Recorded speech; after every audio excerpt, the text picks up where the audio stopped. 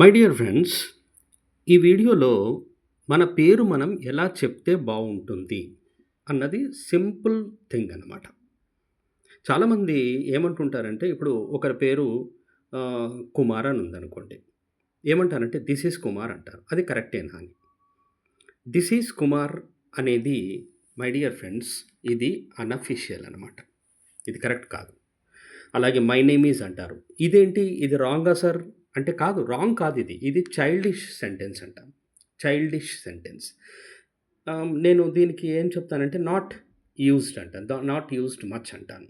Not a formal sentence అంటాను. ఇది informal sentence అయితే ఇది చైల్డిష్ సెంటెన్స్ ఇది. అలాగే మై సెల్ఫ్ అంటారు. మై సెల్ఫ్ అయితే అది improper sentence. Myself Mister కుమార్‌లో.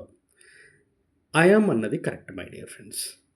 ఐ యామ్ అన్నది యూజ్ చేయండి. ఇది బావుంటుంది. ఓకేనా?